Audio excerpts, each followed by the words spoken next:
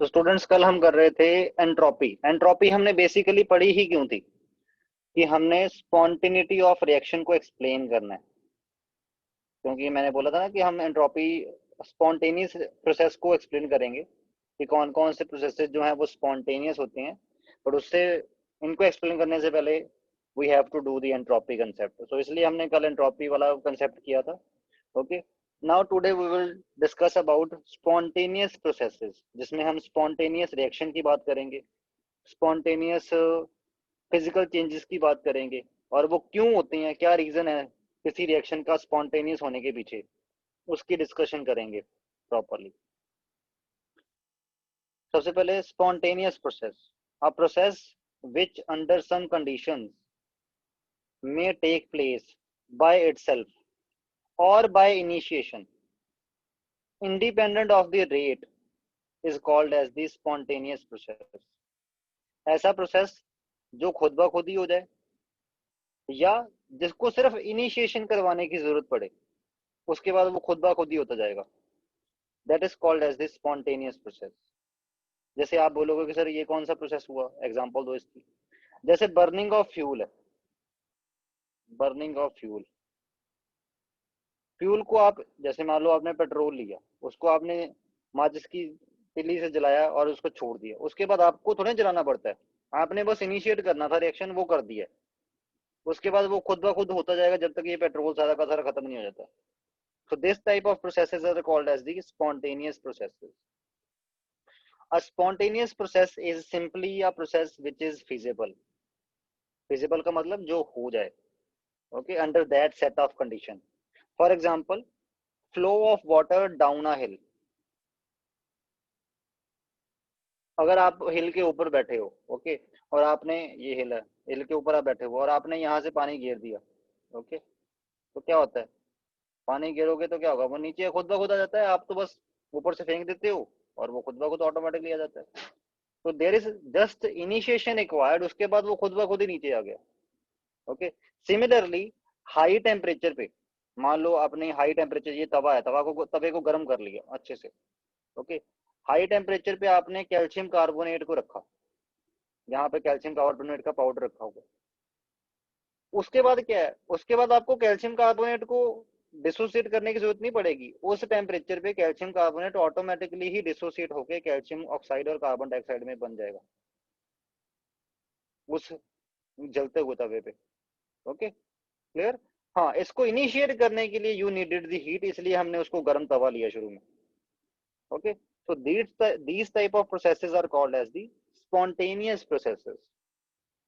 Next is non spontaneous processes. अब non spontaneous processes का मतलब क्या हुआ, a process which can neither take place itself nor by initiation is called as the non spontaneous process। जो ना खुद होगा ऑन ऑन इट्स ओन, ना ही इनिशिएशन से होगा, उसको बोलते हैं स्पॉन्टेनियस प्रोसेस। जैसे flow of water up hill, मान लो आप यहाँ पे अब पानी को ऊपर भेजने की कोशिश कर रहे हो, ठीक है, जब तक आप जोर लगाते रहोगे या आप उसको खुद कैरी करके ऊपर जाते रहोगे तब तक वो पानी ऊपर जाएगा। ओके, अदरवाइज पानी ऊपर नहीं जाएगा। तो फ्लो ऑफ वाटर अपहिल खुद ब खुद नहीं होता।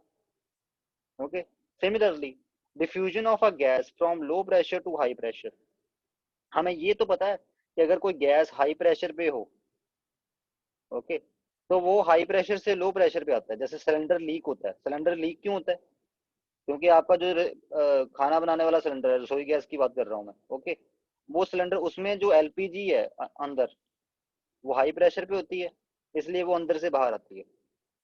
ओके, क्योंकि हाई प्रेशर टू गैसेस की हमेशा टेंडेंसी होती है कि वो अपने हाई प्रेशर से लो प्रेशर की तरफ मूव करेंगी। कभी ऐसे सुना है कि सिलेंडर में ऑटोमेटिकली खुद ब खुद ही हवा भर गई, मतलब अंदर हाई प्रेशर था, ओके, और बाहर आपका लो प्रेशर था। आपने क्या किया, आपने गैस का बर्नर ऑन किया तो अंदर से हवा चली गई है गैस उस सिलेंडर के अंदर, उस बर्नर के थ्रू। उल्टा होता है, सिलेंडर से गैस बाहर आती है बर्नर में, क्योंकि हमेशा गैस की movement high to low pressure होती है। कभी सुना है लो से हाई प्रेशर मूवमेंट हुई है? नहीं। ओके, ये एक नॉन स्पॉन्टेनियस प्रोसेस है। ऐसा हो सकता है अगर आप करवाओ, जैसे आपने एक एयर ली कंटेनर में, ओके, धीरे धीरे उसको आपने दबाना शुरू कर दिया, प्रेशर अप्लाई करना शुरू कर दिया, उसका वॉल्यूम डिक्रीज कर दिया, तब आपने लो प्रेशर से हाई प्रेशर कर दिया उसका, बट ये आपने किया। जैसे ही आप यहाँ से फोर्स रिलीज करोगे, होगा क्या, वो pressure back to the normal जैसे वो इनिशियली था। ओके, तो ये फर्क होता है spontaneous and non spontaneous processes. Non spontaneous processes cannot occur on their own, neither by initiation. Okay, whereas जो स्पॉन्टेनियस प्रोसेसेस हैं, they need sometime initiation and sometimes they occur itself. Okay, that is called as the spontaneous process. But most of the spontaneous processes में भी initiate करने की जरूरत पड़ती ही है, ये नहीं कि वो खुद ब खुद। कई बार क्या होता है, कभी आपको थोड़ा सा इनिशिएट करना पड़ेगा, बाद में वो खुद ही चल पड़ेगा। ओके, जैसे पेट्रोल खुद ब खुद बर्न नहीं होता, आपको पहले जलाना पड़ेगा, उसके बाद अगला वाला फ्यूल जैसे जैसे आता जाएगा वो खुद ब खुद ही जलता जाएगा, और this will keep on going जब तक वो सारा का सारा पेट्रोल खत्म नहीं हो जाता। Okay, so that's it. अब स्पॉन्टेनियस प्रोसेस स्पॉन्टेनियस होता क्या क्यों है, क्या रीजन है इसको? जैसे हमने थर्मोडायनेमिक में हम क्या कर रहे हैं एक्चुअल में, अगर मैं थर्मोडायनेमिक्स का मेन आइडिया आपको समझाऊं, थर्मोडायनेमिक्स का पर्पस ये है कि कोई अननोन प्रोसेस, मान लो अभी तक वो हुआ नहीं कभी आज तक जिंदगी में, आज तक किसी ने नहीं करवाया एक्सपेरिमेंटली, बट आपने उसको पहले थ्योरेटिकली कैलकुलेट करके देखना होता है कि ये होगा कि नहीं होगा। उस थ्योरी की कैलकुलेशन में थर्मोडायनेमिक्स का बहुत इंपॉर्टेंट रोल होता है। ओके, तो होगा क्या, थ्योरेटिकली हम इस रिएक्शन के लिए, अभी हमने पीछे हेस लॉ पढ़ा, तो हमने कई ऐसे रिएक्शंस के लिए डेल्टा एच की वैल्यू निकाल के देखी है कि इसके लिए डेल्टा एच की वैल्यू क्या आएगी, और थ्योरेटिकली ही हम डेल्टा एस की वैल्यू भी निकाल सकते हैं कई ऐसे प्रोसेसेस के लिए जो हो सकता है प्रैक्टिकली ना हुए हों। ओके, क्योंकि रियल लाइफ में मान लो ऐसा कोई रिएक्टर मिलता ही नहीं है, एग्जिस्ट ही नहीं करता, ठीक है, बट थ्योरेटिकली अगर वो होता तो वो कैसे बिहेव करता, उसको प्रोडिक्ट करने में कौन हेल्प करता है, उसको प्रोडिक्ट करने में थर्मोडायनेमिक्स हेल्प करती है। ओके, थर्मोडायनेमिक्स का मेन पर्पस ये है, ठीक है। अब सिमिलरली स्पॉन्टेनियस प्रोसेस में थर्मोडायनेमिक्स कैसी होती है, कौन से ऐसे प्रोसेसेस होते हैं जो जिनको आप बता सकते हो कि हाँ भाई आपने डेल्टा एच और डेल्टा एस देखा, इनकी वैल्यू देख के आपने झट से बोल दिया कि ये पक्का स्पॉन्टेनियस होगा, या डेल्टा एच और डेल्टा एस की वैल्यू देखी आपने झट से बोल दिया ये पक्का नॉन स्पॉन्टेनियस होगा। और ऐसा एक्चुअल में होता है थर्मोडायनेमिक्स में, जितने भी स्पॉन्टेनियस प्रोसेसेस हैं उनके लिए कुछ कॉमन बातें नोट करी गई कि अच्छा इनमें ये कॉमन है। इट मींस किसी भी रिएक्शन में ये वाली अगर बातें होंगी गिवन, तो इट मींस वो रिएक्शन स्पॉन्टेनियस होगा, अगर नहीं है तो that will be non spontaneous. ठीक है, अब वो बातें वह कौन सी हैं, वो कौन सी कंडीशंस हैं जो स्पॉन्टेनियस प्रोसेस में हमेशा होती ही हैं, उनकी डिस्कशन करने वाले हैं। Driving force for the spontaneous process, ऐसी कौन सी फोर्स है जो स्पॉन्टेनियस प्रोसेस को डराइव करती है, खुद ब खुद होने के लिए मजबूर करती है। वो इसमें आपने दो फैक्टर कंसिडर करने हैं, टेंडेंसी फॉर मिनिमम एनर्जी, कि अपनी एनर्जी मिनिमम से मिनिमम करनी होती है। ये तो हम डे टू डे लाइफ में ऑब्जर्व भी करते हैं, पेन को आप हवा में उछालो वो नीचे आएगा ही आएगा। क्यों आएगा? क्योंकि जब वो हवा में चला जाता है तो उसकी पोटेंशियल एनर्जी बढ़ जाती है, ग्राउंड से ज्यादा हाइट पे है mgh, तो उसमें एनर्जी स्टोर हो जाती है। बट वो चाहता है कि मैं मिनिमम से मिनिमम एनर्जी में आऊं, इसलिए वो अपनी हाइट कम कर लेता है, इसलिए वो नीचे आता है। कोई भी चीज अगर आप ऊपर हवा में उछालते हो वो नीचे इसलिए आती है क्योंकि ऊपर टॉप, जैसे जैसे वो ऊपर जाती जाती है उसमें एनर्जी स्टोर होनी शुरू हो जाती है। कौन सी energy? Potential energy. But stability energy को लूज करने पे आती है, गेन करने पे नहीं। ठीक है, तो ये तो हम इजिली ऑब्जर्व करते हैं, बट एक दूसरा फैक्टर भी होता है जो ऑल्सो इक्वली इंपॉर्टेंट है, that is tendency for maximum randomness. Randomness से मेरा मतलब एंट्रोपी से है। ओके, तो ये दो टेंडेंसीज हैं, इन दोनों का जो ओवरऑल बनेगा, इन दोनों को काउंट करने के बाद ओवरऑल वो डिसाइड करता है कि आपका जो रिएक्शन जो है या जो भी प्रोसेस है, चाहे वो रिएक्शन हो चाहे वो कोई फिजिकल प्रोसेस हो, आपका जो प्रोसेस है वो स्पॉन्टेनियस होगा कि नहीं होगा, वो इन दोनों फैक्टर्स का सम, ओवरऑल जो सम बनेगा वो डिसाइड करेगा। ओके, अब सबसे पहले हम कुछ एक एग्जांपल देखते हैं और इस वाले फैक्टर को एक्सप्लेन करते हैं, tendency for the minimum energy. Okay, इसमें एग्जांपल नंबर 1 है, water flows down a hill to move minimum energy, to have minimum energy. Water, जैसे मैंने बोला था कि टॉप ऑफ द हिल से डाउन हिल वाटर आता है खुद ब खुद।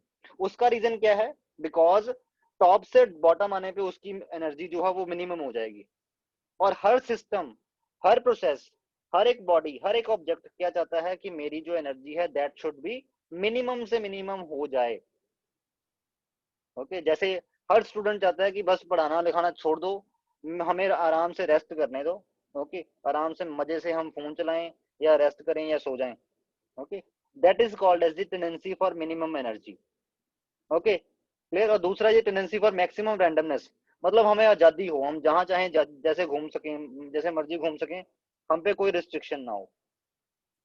ओके, हर हर एक सिचुएशन में आपको ये दोनों कंडीशंस देखने को मिल जाएंगी। ओके, सेकंड एग्जांपल जैसे हमने करा था, सम एक्सोथर्मिक स्पॉन्टेनियस रिएक्शन। अब जैसे हमने एक्सोथर्मिक रिएक्शन पढ़ा था, एक्सोथर्मिक रिएक्शन में क्या होता है? एनर्जी रिलीज होती है। रिलीज क्यों होती है? क्योंकि प्रोडक्ट्स में जो एनर्जी स्टोर होती है वो रिएक्टेंट्स के कंपैरिजन में कम होती है। तभी तो जो रिएक्टेंट्स में एक्सेस ऑफ एनर्जी होती है, जब वो प्रोडक्ट बनते हैं तो उस एक्सेस ऑफ एनर्जी को इन फॉर्म ऑफ हीट बाहर निकाल देते हैं। इट मींस लॉजिकली होना क्या चाहिए? सारे के सारे एक्सोथर्मिक रिएक्शन, उसका मतलब क्या है? जितने भी एक्सोथर्मिक रिएक्शन होते हैं जिनके लिए डेल्टा एच नेगेटिव होता है, डेल्टा एच नेगेटिव होने का मतलब एनर्जी रिलीज होती है, वो सारे के सारे जो रिएक्शंस हैं that should be spontaneous. Logically वो स्पॉन्टेनियस ही होनी चाहिए ना, क्योंकि रिएक्टेंट से प्रोडक्ट बनने में एनर्जी लो हो रही है। Clear? So it means all of the exothermic reactions should be spontaneous, but all नहीं होते। कुछ एक ऐसे भी हैं जो एक्सोथर्मिक होने के बावजूद भी नॉन स्पॉन्टेनियस होते हैं, इसलिए हमें ये दूसरा फैक्टर पढ़ना पड़ता है, tendency for maximum randomness. Okay, और कई ऐसे भी हैं जो एंडोथर्मिक होने के बावजूद भी स्पॉन्टेनियस होते हैं प्रोसेस। तो वो स्पॉन्टेनियस कैसे होते हैं, इसलिए हमें दूसरा फैक्टर कंसिडर करना पड़ता है। हालांकि एनर्जी वाला कंसेप्ट तो हम डे टू डे लाइफ में भी ऑब्जर्व कर लेते हैं। ओके, जैसे, बट इसमें एक्सेप्शन क्या है ये वाली, कि एक्सोथर्मिक रिएक्शन जो है वो स्पॉन्टेनियस ही होंगे। इनमें एक्सेप्शन का क्या, कौन कौन सी एक्सेप्शन है? जैसे वाटर को लिक्विड से गैसेस स्टेट में भेजना, इसके लिए जो एनर्जी चाहिए होती है वो पॉजिटिव चाहिए होती है, मतलब ये एंडोथर्मिक प्रोसेस है। बट फिर भी लिक्विड से गैस वो खुद ब खुद जाता है, आप भेजते थोड़ी ना हो। अर्थ पे वाटर है, उसी वाटर के क्लाउड बनते हैं, बारिश आती है, फिर नीचे आता है पानी, फिर क्लाउड बनते हैं। ओके, कोई करवाता थोड़ी ना है फोर्सफुली, वो ऑटोमेटिकली होता है। This is the endothermic process, but still it is spontaneous. फिर भी ये स्पॉन्टेनियस है, ये कैसे हो गया फिर? Okay, similarly expansion of a gas through a hole into the vacuum. जैसे मान लो आपके पास ये एक कंटेनर है, इस साइड आपने गैस भरी। ओके, यहाँ पे आपने वैक्यूम क्रिएट कर दिया। अब गैस जब यहाँ से, ऑब्वियस है, जब ये यहाँ पे नॉब खोलोगे इस होल से गैस इधर को आएगी, तो गैस एक्सपैंड कर रही है। Okay, clear. अगर गैस एक्सपैंड कर रही है और यहाँ पे वैक्यूम है तो गैस में कोई एनर्जी चेंज नहीं आएगा, delta H will be equal to zero. Okay, कोई एंट्रोपी एंथैल्पी का कोई, सॉरी एंट्रोपी नहीं, एंथैल्पी का कोई चेंज नहीं है, तो delta H is zero. But फिर भी गैस एक्सपैंड कर जाती है। हम तो कह रहे हैं कि सही नहीं, सिर्फ और सिर्फ एक्सोथर्मिक रिएक्शन ही जो है, ऐसे रिएक्शन जिनमें एनर्जी मिनिमम हो वही स्पॉन्टेनियस होते हैं। तो इन दोनों का स्पॉन्टेनियस होने का क्या रीजन है? Why they are spontaneous? ये तो स्पॉन्टेनियस लॉजिकली, ये एंडोथर्मिक है, ये तो स्पॉन्टेनियस नहीं होना चाहिए, क्योंकि इसमें तो उल्टा एनर्जी मैक्सिमम हो रही है जब रिएक्टेंट से प्रोडक्ट बन रहे हैं। और एक्सपेंशन ऑफ गैस में, जब वो वैक्यूम के अगेंस्ट एक्सपेंड करती है उस टाइम भी क्या होता है? गैस जो है वैक्यूम के अगेंस्ट एक्सपेंड कर रही है, तो इसके लिए, इस प्रोसेस के लिए डेल्टा एच की वैल्यू जीरो है। तो और लॉजिकली देखा जाए तो ये भी प्रोसेस नहीं होना चाहिए, क्योंकि इसमें भी एनर्जी का तो कोई डिफरेंस है ही नहीं। गैस की पहले जितनी एनर्जी होगी एक्सपैंड करने के बाद भी उतनी ही रहेगी, तो ये क्यों एक्सपैंड कर रही है खुद ब खुद? Okay, clear. तो यहां से हमने कंक्लूजन निकाली, alone delta H factor can not decide spontaneity of the process, कि रिएक्शन स्पॉन्टेनियस होगा कि नहीं होगा, ये आपका डेल्टा एच फैक्टर अकेला डिसाइड नहीं कर सकता। इसके इसलिए हमें ये दूसरा फैक्टर भी साथ में काउंट करना पड़ेगा, और वो कौन सा फैक्टर है? Tendency for maximum randomness. Okay, अब इसको डिटेल में डिस्कस करते हैं। टेंडेंसी फॉर मैक्सिमम रैंडमनेस, इसकी एग्जांपल्स, वाटर का लिक्विड से गैस स्टेट में जाना। ऑब्वियस है लिक्विड स्टेट में रैंडमनेस कम होती है, गैस स्टेट में रैंडमनेस ज्यादा होती है। You know that gases molecule can travel on their own, जहां मर्जी जा सकते हैं, फ्रीडम खुला है, ठीक है। रैंडमनेस से आप फ्रीडम मान लो। And mixing of two gases, ये भी बात सही है, जैसे दो गैसेस को मिक्स करते हैं, जैसे ये गैस ए है, इस साइड गैस बी है। ओके, जब ये दोनों मिक्स होती हैं तो होता क्या है, जो ए वाले मॉलिक्यूल है पहले उनको इतना वॉल्यूम ऑक्यूपाई करना पड़ रहा है, अब उनको इतना सारा वॉल्यूम मिल रहा है। सेम गोज टू बी, तो होता क्या है, ए और बी अब दोनों को ज्यादा खुला खुला वॉल्यूम मिल रहा है अपने मॉलिक्यूल्स को ट्रेवल करवाने के लिए, तो रैंडमनेस बढ़ गई क्योंकि फ्रीडम बढ़ गया। रैंडमनेस का सीधा रिलेशन है फ्रीडम के साथ, more freedom leads to the more randomness. Okay, clear.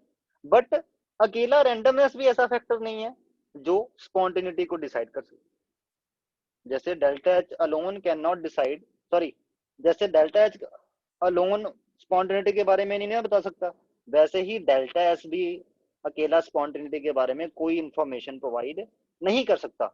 हाँ, इन दोनों को क्लब करके अगर किसी प्रोसेस के लिए देखा जाए, जैसे ए टू बी कोई प्रोसेस है जो हो रहा है, अगर इस प्रोसेस के लिए डेल्टा एच और डेल्टा एस दोनों की वैल्यूज देखी जाए, इन दोनों का ओवरऑल कुछ निकाला जाए, कोई सम सा निकाला जाए, अभी मैं बताऊंगा कौन सा सम होता है वो, उसको देख के आप डिसाइड कर सकते हो कि गिवन रिएक्शन जो है या गिवन प्रोसेस जो है वो स्पॉन्टेनियस होगा कि नहीं होगा। Okay, that will be the deciding factor. Okay, so overall spontaneity depend upon both factors, delta H and delta S.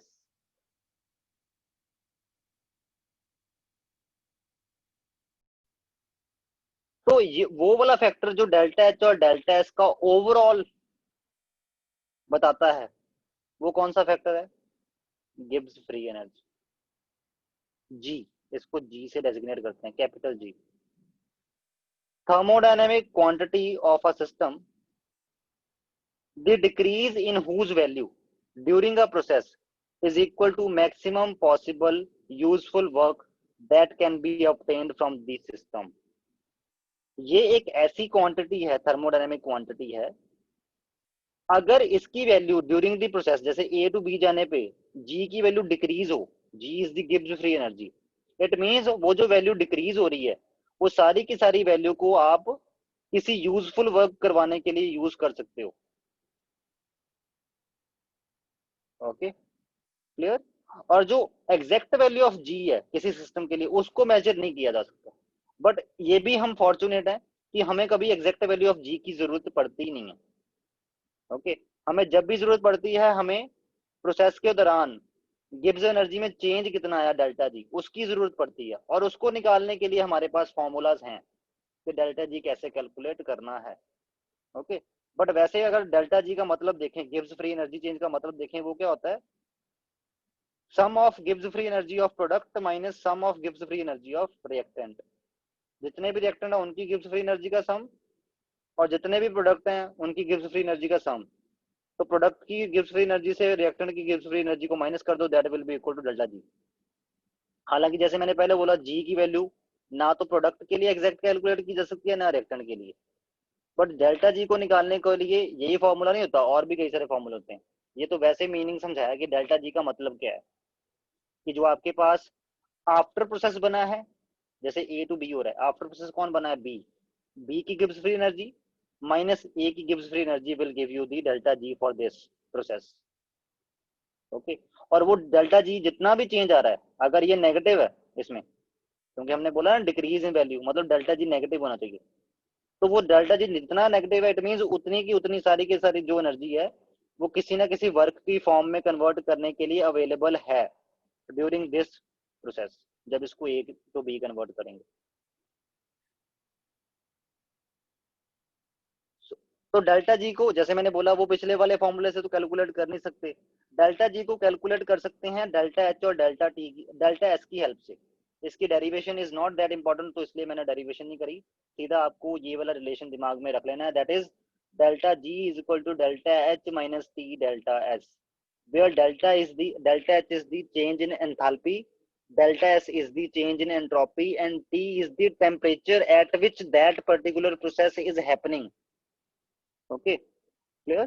तो डेल्टा जी ने कंबाइन कर दिया ना डेल्टा एच और डेल्टा एस वाले फैक्टर को, ठीक है। इसमें रैंडमनेस वाला फैक्टर काउंट हो गया, ये रैंडमनेस वाला फैक्टर काउंट हो गया इसमें, ओके। और इसमें आपका एंथैल्पी वाला फैक्टर काउंट हो गया, दोनों फैक्टर का सम कर दिया ना इसने डेल्टा जी ने, ठीक है। तो अब इन दोनों को ओवरऑल करके क्या वैल्यू आएगी डेल्टा जी की, वो डिसाइड करेगा कि आपका रिएक्शन स्पॉन्टेनियस होगा कि नहीं होगा। डेल्टा जी यहाँ पे क्या डेजिग्नेट कर रहा है, change in the gives free energy, delta H change in enthalpy, और डेल्टा एस क्या बता रहा है, change in entropy. Delta G negative is condition for spontaneity, बस ये दिमाग में रख लो, ये वाला बहुत इंपॉर्टेंट पॉइंट। कोई रिएक्शन कब स्पॉन्टेनियस होगा कब नहीं होगा, इसको ना अलग से ही अंडरलाइन ओवरलाइन करते हैं, देखो किसी पेन से, अलग से पेन से, ये रहा वो pen. Delta G negative is the condition for spontaneity, ये मेन पॉइंट है। दिस प्रोसेस के लिए आपने कोई भी प्रोसेस देखना है ए टू बी, उस प्रोसेस का डेल्टा जी देख लो कि इसकी डेल्टा जी की वैल्यू कितनी है।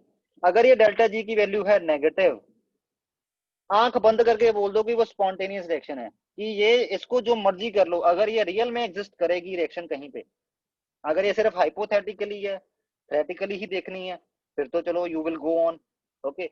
बट अगर एक्चुअल में कहीं पे ये चेंज प्रोसेस करवाने की नौबत आई रियलिटी में प्रैक्टिकली, और इसका डेल्टा जी नेगेटिव है, आप थ्योरेटिकली कैलकुलेट कर चुके हो, तो आंख बंद करके किसी से भी शर्त लगा लो कि this reaction will be the spontaneous reaction, okay. और अगर आपका डेल्टा जी 0 हो, उसका मतलब क्या होता है कि आपका जो रिएक्शन है that will be the equilibrium reaction, okay.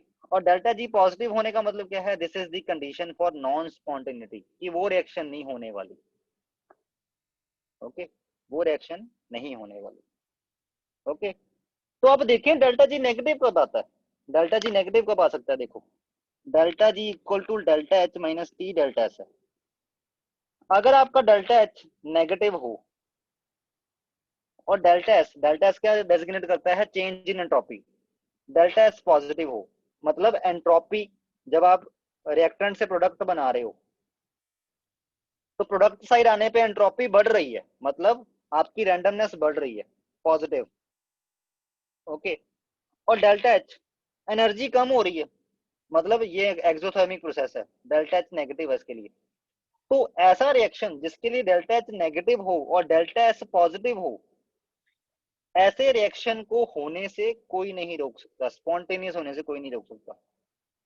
ये reaction under all set of condition, चाहे टेम्परेचर लो हो, चाहे टेम्परेचर हाई हो, चाहे जो मर्जी हो, चाहे टेम्परेचर -0 चला जाए, चाहे टेम्परेचर प्लस आ जाए, चाहे temperature thousands of degree Celsius चला जाए, इस प्रोसेस को होने से कोई नहीं रोक सकता जिसके लिए डेल्टा एच नेगेटिव हो और डेल्टा एस पॉजिटिव हो। क्योंकि दोनों फैक्टर, डेल्टा जी का एक्सप्रेशन क्या था, delta G is equal to delta H minus T delta S ना। ऐसे फिनोमिना में दोनों फैक्टर डेल्टा एच और डेल्टा एस दोनों आपके फेवर में है, दोनों रिएक्शन की स्पॉन्टिनिटी के फेवर में है। जैसे यहाँ पे लिखा हुआ है, if sign of delta H is negative and sign of delta S is positive, value of temperature कोई भी चलेगी, चाहे लो हो हाई हो जैसे मर्जी हो, रिएक्शन स्पॉन्टेनियस ही होगा under all set of conditions, okay. अब उल्टा केस कंसिडर करते हैं, डेल्टा एच पॉजिटिव हो मतलब रिएक्शन इज एंडोथर्मिक हो, और आपका डेल्टा एस नेगेटिव हो मतलब रिएक्शन से प्रोडक्ट बनते टाइम एंट्रोपी कम हो रही हो, क्लियर। तो होगा क्या, इसके नेगेटिव होने की वजह से डेल्टा एस नेगेटिव होगा, तो यहाँ पे बाहर माइनस है, तो ओवरऑल इन इस क्वांटिटी का आंसर पॉजिटिव आएगा। डेल्टा एच तो ऑलरेडी पॉजिटिव है क्योंकि एंडोथर्मिक रिएक्शन है, तो डेल्टा जी की वैल्यू पॉजिटिव आने से कोई नहीं रोक सकता फिर। और अगर डेल्टा जी की वैल्यू पॉजिटिव आ गई, उसका मतलब क्या है कि ये वाला रिएक्शन जो मर्जी करते रहो, टेम्परेचर बढ़ा लो घटा लो जो मर्जी कर लो, ये रिएक्शन कभी भी आपका किसी भी टेम्परेचर पे स्पॉन्टेनियस नहीं होने वाला, it is non spontaneous, this reaction will be non spontaneous. Okay, उसके बाद नेक्स्ट फैक्टर को देखते हैं, डेल्टा एच नेगेटिव, ये फेवर में है, डेल्टा एच नेगेटिव होना फेवर में होता है स्पॉन्टेनिटी के, delta S be negative, delta S positive होना फेवर में होता है, नेगेटिव होना मतलब उल्टा चला गया, स्पॉन्टेनिटी के उल्टा फेवर में है, तो it is opposing, it is supporting. तो इसके केस में डेल्टा जी को नेगेटिव कैसा किया जा सकता है, डेल्टा एच नेगेटिव है, ये आपके फेवर में है, और टी डेल्टा एस ये पॉजिटिव, ये मतलब नेगेटिव है डेल्टा एस, तो ये वाला जो पूरा फैक्टर है जिसमें माइनस टी डेल्टा एस आ रहा है, ये वाला माइनस भी कंसिडर करना है, ये पूरा फैक्टर क्या हो गया, ओहो, ये पूरा फैक्टर क्या हो गया, पॉजिटिव। ओके, और ये डेल्टा एच जो है ये पूरा फैक्टर नेगेटिव, ये वाला फेवर में है, और ये वाला फैक्टर जो है इंक्लूडिंग माइनस साइन, मैं माइनस साइन को साथ में इंक्लूड करके बोल रहा हूँ, क्लियर, क्योंकि आपका डेल्टा एस अगर नेगेटिव हुआ तो माइनस माइनस या इसका माइनस और इसका माइनस, ये वाला जो बाहर है, ये दोनों मिलके इस पूरे फैक्टर को पॉजिटिव बना देंगे, मतलब ये वाला पूरा फैक्टर डेल्टा जी को पॉजिटिव करने में लगा हुआ है, और ये डेल्टा एच डेल्टा जी को नेगेटिव करने में लगा हुआ है। तो अगर आप चाहते हो कि ये वाला रिएक्शन जिसके दौरान डेल्टा एच की वैल्यू नेगेटिव होती है और डेल्टा एस की वैल्यू भी नेगेटिव होती है, डेल्टा एस अपोजिंग फेवर में है स्पॉन्टेनिटी के और डेल्टा एच सपोर्टिंग फेवर में है, आप क्या चाहोगे कि ये वाला जो फैक्टर हो, टी डेल्टा एस वाला फैक्टर, ये लो से लो हो जाए, क्योंकि ये पॉजिटिव है ना, तो उसको कम से कम पॉजिटिव रखने की कोशिश करोगे, और डेल्टा एच की तो जो वैल्यू है वो किस पे डिपेंड करती है, वो तो रिएक्शन पे डिपेंड करती है कि इसके लिए डेल्टा एच की वैल्यू क्या होगी, वो तो फिक्स ही है हमारे पास कि इस रिएक्शन के लिए एंथैल्पी चेंज ये होता है। ओके, तो इसको तो आप चेंज नहीं कर सकते, बट इस पूरे फैक्टर को आप चेंज कर सकते हो। अब बोलो कैसे चेंज कर सकते हैं, टेम्परेचर चेंज कर सकते हो ना, टेम्परेचर तो आपके हाथ में है, ठीक है, तो आप क्या करोगे, आपने इस फैक्टर को कम से कम करना है, कम, तभी ये कम से कम पॉजिटिव होगा, इसको तो आपका, ये तो आपके हाथ में नहीं है, ये आपके हाथ में है, तो इसको कम से कम करने का फैक्टर क्या रीजन, क्या कैसे हो सकता है, टेम्परेचर को लो कर दो। तो ऐसा रिएक्शन जिसमें डेल्टा एच नेगेटिव हो, डेल्टा एस नेगेटिव हो, वो लो टेम्परेचर पे स्पॉन्टेनियस होते हैं, उसको ले जाओ नेगेटिव टेम्परेचर पे, प्रोसेस स्पॉन्टेनियस हो जाएगा, जैसे ही उस टेम्परेचर पे पहुंचेगा, उस टेम्परेचर पे जाके, अब आप बोलोगे नहीं नहीं सर ये तो आप नॉन स्पॉन्टेनियस वाली बात कर रहे हो कि उसको उस टेम्परेचर पे लेके जाओ तब वो होगा, अरे वही बात है कि उस टेम्परेचर पे जाके तो खुद ब खुद हो रहा है, ये तो नहीं है कि उस टेम्परेचर पे जाने के बाद भी उसको खुद ही करना पड़ रहा है। ओके, सो ये ध्यान में रखनी है बातें। ओके, तो लो टेम्परेचर पे जिनमें डेल्टा एच नेगेटिव हो, डेल्टा एस नेगेटिव हो, ऐसे प्रोसेसेस जो होते हैं वो लो टेम्परेचर पे स्पॉन्टेनियस होते हैं। हाई टेम्परेचर पे क्या होगा, हाई टेम्परेचर पे ये वाला फैक्टर पॉजिटिव, बहुत ज्यादा पॉजिटिव हो सकता है, और जिस टेम्परेचर पे ये वाला पॉजिटिव फैक्टर इस डेल्टा एच की वैल्यू को ओवरकम कर गया, जैसे मान लो डेल्टा एच की वैल्यू -20 है और डेल्टा एस की वैल्यू जो है इसकी वैल्यू -4 है, तो टेम्परेचर अगर आपका 5 केल्विन हो तो 5 into -4 will be equal to +20, क्योंकि ये बाहर माइनस लगा हुआ है इसकी वजह से, तो ये वाला फैक्टर +20, ये वाला फैक्टर -20, ओवरऑल डेल्टा जी की वैल्यू क्या आ रही है, 0। उस टाइम तो आपका ये रिएक्शन इक्विलिब्रियम कंडीशन पे आ जाएगा। जैसे ही आपने टेम्परेचर 5 से 6 किया नहीं, वैसे ही क्या होगा, अब इसकी उस पूरे की फैक्टर की वैल्यू क्या हो जाएगी, 6 करने पे हो जाएगी 24, तो डेल्टा जी की वैल्यू आ जाएगी पॉजिटिव। वैसे ही ये रिएक्शन जिसके लिए ये वाली कंडीशन थी, ये वाला फैक्टर अपोजिंग वाला फैक्टर ओवरकम कर गया सपोर्टिंग वाले फैक्टर को, और डेल्टा जी की वैल्यू आ गई पॉजिटिव, मतलब आपका रिएक्शन हो गया नॉन स्पॉन्टेनियस। फिर उस टेम्परेचर से अबव टेम्परेचर पे वो रिएक्शन नॉन स्पॉन्टेनियस ही है।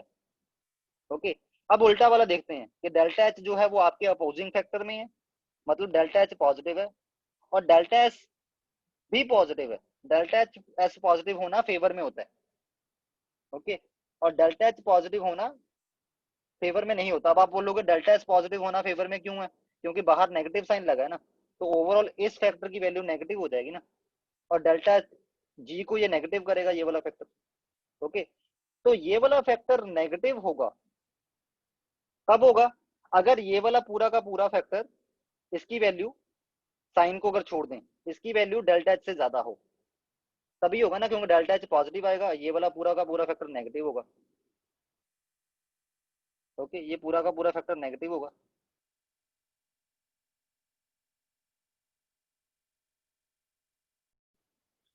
अब delta H positive, delta S भी पॉजिटिव, डेल्टा एस आपके फेवर में, डेल्टा एच आपके एंटी, आपके नहीं मतलब रिएक्शन की स्पॉन्टेनिटी के एंटी। तो अब इस फैक्टर को आप चाहते हो कि ये फैक्टर जितना ज्यादा हो जाए उतना ही अच्छा, डेल्टा जी जितना ज्यादा नेगेटिव हो उतना ही अच्छा होता है, रिएक्शन उतना ही ज्यादा स्पॉन्टेनियस होता है। ओके, उतनी ही फास्ट होने के चांसेस ज्यादा होते हैं कि ये फास्ट फास्ट होगा जब जितना ज्यादा डेल्टा जी नेगेटिव आएगा। ओके, तो इस फैक्टर को, ये फैक्टर आपके फेवर में ना, तो इसको बढ़ाने का क्या तरीका है? डेल्टा एच और डेल्टा एस तो आप चेंज नहीं कर सकते, चेंज क्या कर सकते हो? टेम्परेचर। तो टेम्परेचर हाई कर दो, हाई करने पे ये पूरा का पूरा फैक्टर आपके फेवर वाला जो है ये बढ़ता जाएगा, जिसके बढ़ने से नेगेटिव वैल्यू बढ़ती जाएगी। डेल्टा एच की तो जो पॉजिटिव वैल्यू है वो तो फिक्स ही है। ओके, तो इट मींस हाई टेम्परेचर पे ऐसे फैक्टर जिनमें ये वाला, ऐसे प्रोसेसर जिनमें डेल्टा एस वाला फैक्टर आपके फेवर में होता है, डेल्टा एच वाला फैक्टर आपके एंटी होता है, ऐसे प्रोसेसेस में आपको हाई टेम्परेचर रखने का ज्यादा बेनिफिट है। ओके, हाई टेम्परेचर पे वो स्पॉन्टेनियस हो जाएंगे। हाँ, लो टेम्परेचर पे वो नॉन स्पॉन्टेनियस हो जाएंगे। क्यों? क्योंकि लो टेम्परेचर पे इस फैक्टर की वैल्यू बहुत लो होगी as comparison to delta H. तो इन दोनों का जो ओवरऑल आएगा that will be the positive, और डेल्टा जी पॉजिटिव क्या बताता है? नॉन स्पॉन्टेनिटी की तरफ इशारा कर देगा डेल्टा जी पर, कि चलो भी नॉन स्पॉन्टेनिटी, ये नॉन स्पॉन्टेनियस रिएक्शन है। ओके, सो ये वाला concept is very very important, और ये टेबल पूरा का पूरा इज वेरी वेरी इंपॉर्टेंट। अगर समझ आ गया हो तो बहुत अच्छा, अगर नहीं समझ आया तो इस वीडियो को चाहे 3 बार रिवाइंड करके देखो, बट देखनी है। चलो, अब आते हैं न्यूमेरिकल्स पे। Problem number 1, enthalpy and entropy changes of a reaction are, enthalpy changes किसी रिएक्शन के लिए दे रखे हैं और एंट्रोपी चेंजेस रिएक्शन के लिए दे रखे हैं। ध्यान रखना, यूनिट्स का भी ध्यान देना होता है। यहाँ पे एनर्जी किलो जूल में मेजर कर रखी है, यहाँ पे जूल में। दोनों को सेम कर देना। जब रिएक्शन को सॉल्व करना शुरू करो, जब इस न्यूमेरिकल को सॉल्व करना शुरू करोगे, देन यू हैव टू, अगर न्यूमेरिकल सॉल्व करने का पहला रूल यही है कि अगर कहीं पे एनर्जी आ रही है तो सारी जगह एनर्जी के यूनिट आएंगे वो सेम आने चाहिए, इधर जाउल इधर किलो जाउल। अगर टेम्परेचर आ रहा है तो सभी जगह टेम्परेचर का यूनिट केल्विन में होना चाहिए, जहां जहां भी टेम्परेचर आ रहा है। अगर आपके पास अमाउंट आ रही है, मास आ रहा है, तो सभी जगह अगर आप ग्राम ले रहे हो तो ग्राम ही चलाना है सभी जगह। ओके, तो ये रूल होता है एक तरह का न्यूमेरिकल सॉल्व करने से पहले। तो एंथैल्पी एंड एंट्रोपी चेंज की वैल्यू दे दी है, this is delta H and this is delta S. Predict the feasibility of reaction at 27 degree Celsius. 27 degree Celsius पे फिजिबिलिटी क्या होगी? टेम्परेचर सेल्सियस में नहीं केल्विन में चाहिए, देखो यहाँ पे केल्विन में है ना। ओके, तो आपको यहाँ पे इसको पहले करना पड़ेगा केल्विन में कन्वर्ट, केल्विन में कन्वर्ट कर दिया। उसके बाद डेल्टा एच की वैल्यू किलो जॉल में थी, इसको जॉल में कन्वर्ट कर दिया, क्योंकि डेल्टा एस भी हमारा जॉल में ही था, उसमें जो एनर्जी यूज हुई है वो जॉल में यूज हुई है। ओके, तो बस टी की वैल्यू ये आ गई, डेल्टा जी की वैल्यू कैलकुलेट करो। वैसे डेल्टा एच जो है ये पॉजिटिव है, डेल्टा एच पॉजिटिव होने का मतलब आपके एंटी जा रहा है, स्पॉन्टेनिटी के एंटी जा रहा है। डेल्टा एस पॉजिटिव है, ये आपके फेवर में है, डेल्टा एस पॉजिटिव भी होता है स्पॉन्टेनिटी के लिए। ओके, तो इसमें ये फैक्टर फेवर में है, ये अपोजिंग, मतलब टेम्परेचर अगर हाई हो तो इस रिएक्शन के लिए अच्छा है, जिस भी रिएक्शन की बात हो रही है। वैसे देखें 27 डिग्री सेल्सियस पे इस रिएक्शन के लिए डेल्टा जी की वैल्यू क्या आती है? सॉल्व करो, पॉजिटिव में आई, पॉजिटिव में आने का मतलब क्या है कि ये नॉन स्पॉन्टेनियस रिएक्शन है, it is not feasible in the forward direction. ऐसा क्यों बोलते हैं कि फॉरवर्ड डायरेक्शन, मतलब रिएक्टेंट से प्रोडक्ट बनना इज नॉट फिजिबल। अगर उल्टा हो कि प्रोडक्ट से रिएक्टेंट बनाने हो वो फिजिबल होगा, क्योंकि बैकवर्ड रिएक्शन के लिए क्या होगा, ये नेगेटिव हो जाएगी ना वैल्यू। अगर आर से पी जाने पे, हमने वो पढ़ा हो ना एस लॉ में, आर से पी जाने में डेल्टा जी नेगेटिव है, सॉरी पॉजिटिव है, तो पी से आर जाने में डेल्टा जी क्या होगा? मैग्नीट्यूड सेम रहेगा, साइन ऑपोजिट हो जाएगा, डेल्टा जी नेगेटिव हो जाएगा। ठीक है, तो ये फॉरवर्ड डायरेक्शन में नहीं जा सकता रिएक्शन, ये बैकवर्ड में जा सकता है। ओके, तो problem number 1 is done. Any doubts? Next problem number 2, at 0 degree Celsius ice and water are in equilibrium. Equilibrium का मतलब डेल्टा जी जीरो। इक्विलिब्रियम के लिए क्या था डेल्टा जी की value? Zero. and delta H 6 kilojoule per mole for the process this solid से liquid. Okay, what will be the delta S and delta G for the conversion of ice to the liquid? Ice to liquid बनने के लिए अभी बोल ही दिया कि equilibrium है 0 degree Celsius पे, तो डेल्टा जी तो जीरो ही है, डेल्टा जी तो वैसे निकाल दिया। अब डेल्टा एस निकालना, डेल्टा एस निकालने के लिए आपको ये वाला एक्सप्रेशन यूज करना पड़ेगा। ओके, डेल्टा जी की वैल्यू जीरो है, डेल्टा एच की वैल्यू गिवन है, ठीक है।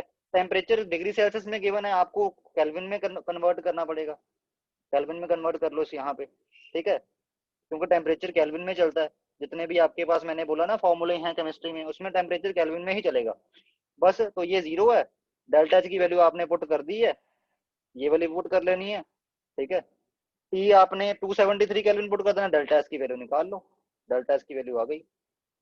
ओके, यहाँ पे इन्होंने क्या किया, इसको पुट करने से पहले इसका जो एनर्जी का यूनिट है वो किलो जूल से जाउल में कन्वर्ट किया हुआ है बाय मल्टीप्लाइंग विद 1000, ये देखो, बस आपने भी कर देना है, तो उसके बाद डेल्टा एस की वैल्यू आ जाएगी, डेल्टा एस की वैल्यू ये आ गई, simple. Okay, so that's it for today. ये आपका प्रॉब्लम नंबर 3 और problem number 4, it is the homework, simple है, जो लॉजिक बोले हैं वो उनमें से ही है। ओके, तो इन दोनों को करके देखना है। Okay, you will definitely enjoy it. Okay, so that's it. अपनी रेफरेंस बुक से भी आप क्वेश्चन प्रैक्टिस कर सकते हो थोड़े बहुत।